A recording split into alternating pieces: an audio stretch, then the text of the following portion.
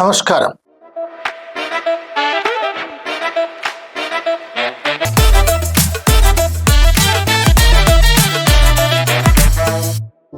మిత్రులారా, ప్రజాప్రతినిధుల క్యాంప్ ఆఫీసుల పేరుతోటి, మంత్రుల క్యాంప్ ఆఫీసుల పేరుతోటి, మంత్రుల ఇండ్ల పేరుతోటి అప్పటిదాకా ఉన్న ఇండ్లు పనికిరావు. ఇక మంత్రి కాగానే ఆ ఇల్లు కొలగొట్టుడు, మళ్ళీ ఇల్లు కట్టు. అదేంది బీఆర్ఎస్ అధికారంలోకి వచ్చిన తర్వాత రాజభవన్ రోడ్డు దాటిన తర్వాత ఏం చేసిరాళ్ళు? ఇప్పుడు వీళ్ళు ప్రజాభవన్ పెట్టిర్రు, లేదా జ్యోతిరావు పూలే భవన్ పెట్టారు. కానీ కోట్ల రూపాయలు పెట్టి కేసీఆర్ ముఖ్యమంత్రుల కోసం బిల్డింగ్ కట్టించాడు. సార్, కేసీఆర్ కట్టించిన ముఖ్యమంత్రి బిల్డింగ్ లో నేనుంటానా? ఆయన ఉత్సవోసిన దాంట్లో నేను ఉత్సవోతానా అని ఇప్పుడు రేవంత్ రెడ్డి ఉప ముఖ్యమంత్రికి సీతక్కకి ఇచ్చేసిండు. ఆయన పోయి ఇంకొకడు ఉంటాడు. అంటే వచ్చిన మంత్రి వచ్చినట్టు ప్రజా ధనాన్ని ఖర్చు చేసి కోట్ల రూపాయలతోటి బిల్డింగులు కట్టుకోవటం ఎందుకు? మీ మంత్రుల ఇండ్ల రిపేర్ కోసం, ఎమ్మెల్యే ఎంపీ క్వార్టర్స్ రిపేర్స్ కోసం, సొంత ఇళ్ల రిపేర్ కోసం, క్యాంప్ ఆఫీసుల రిపేర్ కోసం ఎంత ఖర్చు అవుతుంది? ఫర్నిచర్ కి ఎంత ఖర్చు చేస్తున్నారు? వినోదాలకు ఎంత ఖర్చు చేస్తున్నారు? రిఫ్రెష్మెంట్ పేరుతో ఎంత ఖర్చు చేస్తున్నారు? అదాప్ చేయండి. మీరు పొదుపు చేయాలనుకుంటే వీటిని కంట్రోల్ చేసి పొదుపు చేయండి. మాటలు కాదు చెప్పాల్సింది, చేతలు. ఇక తెల్లారి అంతకుముందు విమానం ఎక్కిండో ఎక్కలేదో నాకు తెలియదు, ఎక్కితే ఎన్నిసార్లు ఎక్కిండో నాకు తెలియదు. కానీ ఇక మంత్రి అయిందంటే చాలు, ముఖ్యమంత్రి అయిందంటే చాలు, ఇంకో మామూలు మంత్రి అయిందంటే చాలు, విమానం ఎక్కుడు. ఎక్కిన విమానం ఎక్కినట్టు, దిగిన విమానం దిగినట్టు. ఎందుకు సార్ విమానాలలో ఎందుకు ప్రయాణం చేయాలి? మీరు చెప్పే గరీబ్ రథ్ ట్రైన్ లో ప్రయాణం చేయొచ్చు కదా. అంతరాజ్య కార్యాలు ఏం పడిపోతున్నాయి? క్షణాల మీద మీరు పోయి క్షణాల మీద రావడానికి మీరు చెప్పే సూపర్ ఫాస్ట్ ట్రైన్లలో ప్రయాణం చేయొచ్చు కదా. మీతో పాటు ఉన్నతాధికారులు, వాళ్ళతో పాటు పత్రికా విలేకరులు, మీతో పాటు ఒక జనాన్ని తీసుకొని పోవాలి. ఏమై తగ్గించరాదండి? ఇక మీకు ప్రత్యేక విమానాలు, మోడీ గారికి అయితే కొన్ని కోట్ల రూపాయల విలువ చేసే ప్రత్యేక విమానం, సేఫ్టీ, రక్షణ. అలాగనే ముఖ్యమంత్రులకు కూడా ప్రత్యేక విమానం ఉంటుంది. ఎందుకట్లా? అందరితో పాటు నువ్వు పోలేవా? నీకు స్పెషల్ విమానం కావాలా? పోతే నీకేమన్నా అవుతుందా? అన్ని కోట్ల రూపాయలు పెట్టి అంత విలాసవంతమైనటువంటి విమానాల్లో ఎందుకు ప్రయాణం చేయాలి? బిజినెస్ క్లాస్ కానీ లేకపోతే ఒక స్పెషల్ క్లాస్ విమానాలు ఎందుకు మీకు?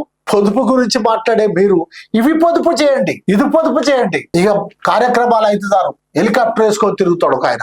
అంటే హెలికాప్టర్ అంటే హెలికాప్టర్ ఎందుకు సార్? మా సీతక్కకు గాని, మా లక్ష్మణ్కి గాని, లేకపోతే మా ప్రజాపతిలకు గాని ఎన్నిసార్లు హెలికాప్టర్ వేసుకొని పోతారా మీరు? మీ ఎన్నికలప్పుడు గాని లేక మిగతా అప్పుడు గాని ఏమైనా మంత్రులు కాగానే హెలికాప్టర్ కావాలన్నా మీకు?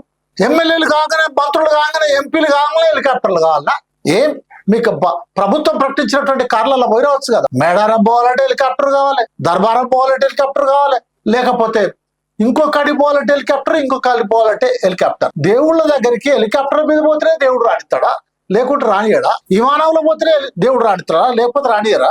అది ముఖ్యమంత్రులకైనా మంత్రులకైనా సరే. ఏది మీ పొదుపు పాటించేది? ఎక్కడ మీరు పొదుపు పాటించేది? అక్కడ హెలిప్యాడ్లు ఏర్పాటు చేయాలి, దానికి రక్షణ ఏర్పాటు చేయాలి. ఇంకా ఎంత ఖర్చు అవుతుందో, దానికి ఇంధన విమానం ఎంత అవుతుందో, ఖర్చు ఎంత అవుతుందో తెలియంది కాదు. కాబట్టి ఇది తప్పు. ఇది కాదు పొదుపు చేయటం అంటే. పొదుపు అంటే ఇది కాదు. ఆ ఖర్చులు తగ్గించండి. ప్రజలేమో బస్సుల్లో ప్రయాణం చేస్తారు, మీరు ఏసీ బస్సులో ప్రయాణం చేయరాదు. పోనీ ప్రజలు సాధారణ బస్సులో ప్రయాణం చేస్తే పోనీ ప్రత్యేక బస్సు వేసుకొని పోరాదు. మీరు ఎందుకు మీకు హెలికాప్టర్లలో పోవాలి, విమానాలలో పోవాలి? ఇక మంత్రులు అయితే చాలు, రాష్ట్ర మంత్రులైనా కేంద్ర మంత్రులైనా ఎప్పుడు విదేశాలు వెళదామా, ఎట్లా విదేశాలు వెళదామా అని ప్రయత్నం చేస్తారు. ఎట్లుంటదంటే ఇక్కడ విచిత్రంగా కొన్ని విషయాలు, ఇక్కడ టాయిలెట్లు బాగలేవు. అమెరికాలో టాయిలెట్లు ఉందో చూసొద్దప్ప, బ్రిటన్ లో టాయిలెట్లు ఎట్లున్నాయో చూసొద్దప్ప. ఇక్కడ రోడ్లు బాగలేవు, ఇక్కడ డ్రైనేజీలు బాగలేవు, ఇక్కడ నీరు వసతి బాగలేదు, ఇక్కడ చెరువులు బాగలేవు. అక్కడ ఎట్లా కట్టినో చూసొద్దప్ప. ఇక్కడ మూసిన సుందరీకరణ చేయాలంటే అక్కడ ఎట్లా సుందరీకరణ చేసిరో జర్మన్లో, జపాన్లో చూసొద్దాంప. ఏందండి, ఏదో పేరుతోటి విదేశాల పర్యటన పెట్టుకోవటం తప్ప మీకు మరో పని లేదా? ఏదో పేరుతోటి విదేశాల పర్యటన చేసుకోవటానికి మీరు, మీతో పాటు సిబ్బంది, మీతో పాటు ప్రచారం కోసం పాత్రికేయులు ఎంత ఖర్చు? ఇది తగ్గించండి. పొదుపు తగ్గించండి, ఇచ్చేయండి. పొదుపు చేయండి. దుబారా ఖర్చు చేయకండి. అవసరమైతే తప్పనిసరి పోవాల్సిందే, హెలికాప్టర్లో పోవాల్సిందే, విమానం కూడా అయినా పోవాల్సిందే. కానీ అవసరమా? ఆ ప్రయాణం అవసరమా? ఆ టూర్ అవసరమా? అది విజ్ఞాన టూరా, వినోదం టూరా, ప్రభుత్వ టూరా, ప్రైవేట్ టూరా? ప్రైవేట్గా పోతే అంతమందితో పోతారా? మరి మీరు ప్రభుత్వం అయితేనే ఇంతమందితో ఎందుకు పోవాలి? అంటే అక్కడ కూడా నీ దర్పం కనపడాలన్నమాట. కాబట్టి పొదుపు చేయటం అంటే ఇది కాదు. పొదుపును మీరు చూసి మీరు పాటించి చెప్పండి తప్ప లేకుంటే కాదు. ప్రజలు గమనిస్తున్నారు, మీరేం చేస్తున్నారో ప్రజలు గమనిస్తున్నారు, మీరేం చెప్తున్నారో ప్రజలు గమనిస్తున్నారు. అందుకే మీ మాటలకు విలువ ఉండదు, మీ చేతలకు విలువ ఉండదు. అలాగే ఎన్నికల ఖర్చు, విజయం చూసి నేర్చుకోండి. ఎంత ఖర్చు పెట్టిండు విజయ్? ఎంతమందికి ఎన్ని పంపించిండు విజయ్? ఆయన ఓటర్లను కొన్నడా మీలాగా? ఓటర్లను ప్రలోభ పెట్టిండా మీలాగా? నిన్న పినరాయి విజయన్ గారు గాని లేక వామపక్ష పార్టీలు గాని ఎంత ఖర్చు పెడుతున్నాయి? వామపక్ష ప్రజాప్రతినిధులు వామపక్ష పార్టీల తరఫున అధికారంలో వామపక్ష పార్టీల తరఫున ఎన్నికల్లో పోటీ చేస్తున్నటువంటి నాయకులు ఎంత ఖర్చు పెడుతున్నారు? అందుకు భిన్నంగా పాలకవర్గ పార్టీల నుంచి పోటీ చేస్తున్నటువంటి నాయకులు ఎంత ఖర్చు పెడుతున్నారు? ఎన్నికల దుబారా ఖర్చును మీరు తగ్గించండి. ఎంత విచిత్రంగా హాస్యాస్పదంగా ఉంటదంటే, రూల్స్ ఉంటాయి, 50 లక్షల కంటే ఎక్కువ ఖర్చు చేయడానికి వీలు లేదు, కానీ మీరు 50 లక్షల ఖర్చు చేస్తారా సార్? ₹1,00,00,000 కంటే ₹1,00,00,000 చేస్తారా? చెప్పడానికి మీకు, వినడానికి మాకు. మీరు రాసిన దాన్ని అంగీకరించడానికి మీ డిపార్ట్మెంట్లకు సిగ్గుండాలి. అందరికీ తెలుసు ఇది పచ్చి అబద్ధం అని. చట్టంలో ఉన్నదానికి మీరు చేసేదానికి భూమికి ఆకాశానికి కొన్నంత తేడా ఉందని అందరికీ తెలుసు. కాబట్టి కోర్టులు దాటుతా ఉన్నాయి. ఇవాళ మామూలు వాళ్ళ ఎన్నికల్లో నిలబడేటువంటి పరిస్థితి లేదు. కాబట్టి ఎన్నికల ఖర్చు తగ్గించండి. ఇది పొదుపు చేయటం అంటే. అలాగే ప్రజాప్రతినిధుల ఆస్తులు, ప్రజాప్రతినిధి కాకముందు గ్రామ సర్పంచ్ నుంచి మొదలుకొంటే ప్రధానమంత్రి దాకా, ప్రజాప్రతినిధి కాకముందు ఆయన ఆస్తి ఎంత, ప్రజాప్రతినిధి అయిన తర్వాత ఆయన ఆస్తి ఎంత, ఏ నుంచి వచ్చింది ఆయనకు అంత ఆస్తి? డబల్ త్రిబుల్ ఎట్లా పెరిగిపోతా ఉంది? తరతరాలకు ఆస్తిని సంపాదించి పెట్టేటువంటి ఆలోచన ఎందుకు వస్తుంది? దోపిడీ ఎందుకు వస్తుంది? మీకు నిజాయితీ ఉంటే మీ ప్రజాప్రతినిధులు ప్రతి సంవత్సరం ఆర్థిక రిపోర్ట్ పెట్టమని చెప్పండి. స్థిర చరాస్తుల వివరాలను ప్రభుత్వానికి అందించమని చెప్పండి. వాటిపైన నిజాయితీ కలిగినటువంటి అధికారులతో ఆడిట్ చేయించండి.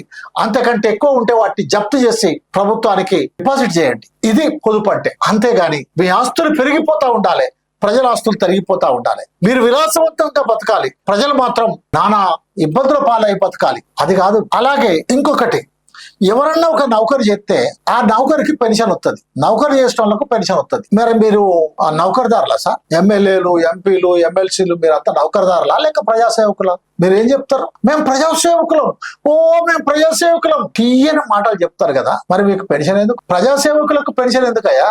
ఒక్కసారి గెలితే ఒక్క పెన్షన్, 2 సార్లు గెలితే 2 పెన్షన్, 3 సార్లు గెలితే 3 పెన్షన్. ఇదేమి? ఎన్నిసార్లు గెలితే అన్ని పెన్షన్ ఇస్తారా? ఎమ్మెల్యే గెలితే ఎమ్మెల్యే పెన్షన్, ఎంపీ గెలితే ఎంపీ పెన్షన్, ఎమ్మెల్యే 2 సార్ల పెన్షన్, ఎంపీ 2 సార్ల పెన్షన్. ఒక్కరికి ఒకే నెల 4 పెన్షన్లు వస్తాయా? అయినా ప్రజా సేవకునుడేనని చెప్పే నీకు పెన్షన్లు ఎందుకు పోండి సార్? మీ ఎమ్మెల్యేలకు, మీ ఎంపీలకు, మీ పార్టీ నాయకులకు పెన్షన్ తీసుకోవద్దని చెప్పే దమ్ము నీకుందా? నీకు నిజాయితీ ఉంటే, పొదుపు పాటించాలనుకుంటే పెన్షన్ బంద్ అని చెయ్యి. ఎన్ని దేశాల్లో ఈ పెన్షన్ ఉంది? ఎన్ని దేశాల్లో ఈ సెక్యూరిటీ ఉంది? ఎన్ని దేశాల్లో ఈ విలాసవంతమైనటువంటి కార్లు ఉన్నాయి? ఎన్ని దేశాల్లో మంత్రులు, ఎమ్మెల్యేలు ప్రజా రవాణాన్ని వాడుతున్నారు, ప్రభుత్వ రవాణాన్ని వాడుతున్నారు? ఒక్కసారి సర్వే చేసి చెప్పు. రోజు పోతావు కదా, విదేశాలు తిరుగుతావు కదా, ఆ దేశాల పరిస్థితి ఏందో చెప్పండి. పొదుపు గురించి మీరా మాట్లాడేది? ప్రభుత్వ టెండర్ల గురించి ఎంత తక్కువ మాట్లాడుకుంటే అంత మంచిది. టెండర్లు పారదర్శకంగా ఉండాలి. కానీ శ్రీనివాసరెడ్డి గారు తెలంగాణలో ఒక మంత్రిగా ఉంటాడు, ఒక ముఖ్యమైనటువంటి మంత్రిగా ఉంటాడు. శ్రీనివాసరెడ్డి గారు ఒక పెద్ద రియల్ ఎస్టేట్ వ్యాపారిగా ఉంటారు. ఉదాహరణకు చెప్తా ఉన్నా, శ్రీనివాసరెడ్డి గారనే కాదు, ఏ రెడ్డి గారైనా సరే, వారు ఒకవైపు వ్యాపారస్తులు, రెండో వైపు ప్రజాప్రతినిధులు, ఒకవైపు కాంట్రాక్టర్లు, రెండో వైపు ప్రజాప్రతినిధులు, ఒకవైపు పెట్టుబడిదారులు, రెండో వైపు ప్రజాప్రతినిధులు. అది ఎంపీలైనా ఎమ్మెల్యేలైనా ఎవరైనా సరే. ఒక ఆయన గ్రనెట్ కింగ్, ఆయనకు బీఆర్ఎస్ ప్రభుత్వం రాజ్యసభ సీట్ ఇస్తుంది. అందుకని ఏంటంటే టెండర్లలో కనుక ప్రజాప్రతినిధులు పాల్గొనకూడదు, ప్రజాప్రతినిధులకు సంబంధించినటువంటి కంపెనీలకు టెండర్లు ఇవ్వకూడదు. ఒకసారి ప్రజాప్రతినిధి అయిన తర్వాత ఆ కంపెనీకి, ఆ ప్రజాప్రతినిధికి సంబంధం ఉండకూడదు అని తీర్మానం చేయండి. ఒక రెజల్యూషన్ పాస్ చేయండి. రేవంత్ రెడ్డి గారు, మీ అన్నదమ్ముల పైన అదే వస్తుంది ఆరోపణ, మీ పైన కూడా అలాంటి ఆరోపణ వస్తా ఉంది. చంద్రబాబు నాయుడు, మీ పైన కూడా అదే ఆరోపణ వస్తా ఉంది. మోడీ గారు, మీ ప్రభుత్వం పైన కూడా అదే ఆరోపణ వస్తా ఉంది. కాబట్టి అట్లాంటి చేయండి. అది పొదుపు అంటే. పొదుపు చేయటం అంటే అది, ఇది కాదు. అలాగే ఉచితాల పేరుతోటి అడగని హామీలు ఇచ్చి అధికారంలోకి వచ్చి పొదుపు చేయండి అని చెప్పే కంటే, పొదుపు చేసుకోవడానికి కావలసినటువంటి ఆదాయ వనరులు పెంచే ఉపాధి అవకాశాలు కల్పించండి. పొదుపు చేసుకోవడానికి అవకాశం కల్పించేటువంటి 4 డబ్బులు, 4 కష్టపడి 4 రాళ్లు సంపాదించుకునేటువంటి పనులు చేతికి దగ్గర పని ఇవ్వండి. కూలి చేసుకుంటాం ప్రభు, కష్టం చేస్తాం ప్రభు, ఉద్యోగాలు చేస్తాం ప్రభు అంటే దిక్కు లేదు. కానీ నీకు ఉచితంగా 2 కిలోల బియ్యం ఇస్తా, 10 కిలోల బియ్యం ఇస్తా, నీకు ఉచితంగా ఇది ఇస్తా, అది ఇస్తా, ఎవరు అడిగారు సార్ మిమ్మల్ని? ఎవరు అడిగారు మిమ్మల్ని? అది పొదుపు కాదు, దుబారా కదా. పొదుపు ఏంటి?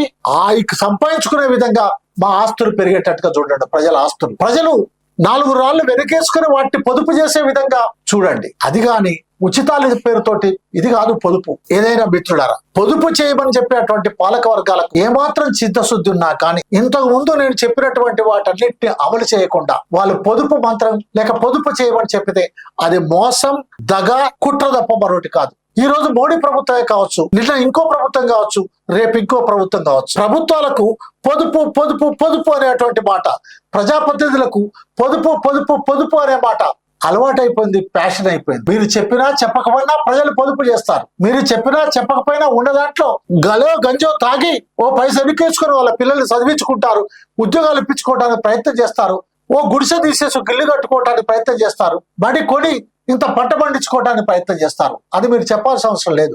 పొదుపు అనేది సాధారణ ప్రజల జీన్స్లోనే పొదుపు ఉంది. మీరే ప్రజల్ని అవినీతి పరులుగా మారుస్తూ, మీరే ప్రజల్ని పొదుపు చేయలేనటువంటి విధంగా మారుస్తూ, మీరే ప్రజల్ని మభ్యపెడుతూ ఈ విధంగా చేస్తున్నారు. నిజంగా నరేంద్ర మోడీకి నిజాయితీ ఉంటే మొన్న ఐదు రాష్ట్రాల్లో ఎన్నికలు జరిగే కంటే ముందు పొదుపు గురించి మాట్లాడాల్సి ఉండే. నిజంగా నరేంద్ర మోడీకి నిజాయితీ ఉంటే ఎన్నికల ముందే డీజిల్ రేటు పెట్టాల్సి ఉండే, ఎన్నికల ముందే పెట్రోల్ రేట్ పెంచాల్సి ఉండే, ఎన్నికల ముందే గ్యాస్ రేటు పెంచాల్సి ఉండే. అప్పుడు తెలిసేది నీ భాగవతం ఏందో, నీ పార్టీ భాగవతం ఏందో.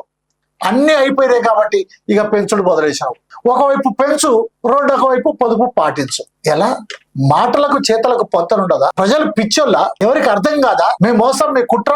ఈ చెప్పేదేదో మీ అదానికి చెప్పు, ఈ చెప్పేదేదో మీ అంబానికి చెప్పు, ఈ చెప్పేదేదో మీ కార్పొరేట్ కంపెనీలకు చెప్పు, ఈ చెప్పేదేదో నువ్వు పాటించు. అందుకని ప్రజలారా, పొదుపు మన వ్యక్తిగత బాధ్యత. పొదుపు చేయటం తప్పు కాదు. పొదుపు చేయడానికి కావలసినటువంటి వనరులను సమకూర్చడం ప్రభుత్వ బాధ్యత. పొదుపు చేయడానికి కావలసినటువంటి ఆస్తులు కల్పించటం ప్రభుత్వ బాధ్యత. పొదుపు చేయడానికి కావలసినటువంటి ధనాన్ని క్రియేట్ చేయటం ప్రభుత్వం యొక్క బాధ్యత. మన బాధ్యత మనం పాటిద్దాం, ప్రభుత్వం యొక్క బాధ్యతను ప్రభుత్వం పాటిద్దామని చెప్దాం. చూస్తూనే ఉండండి బొజ్జ భిక్షమయ్య యూట్యూబ్ ఛానల్.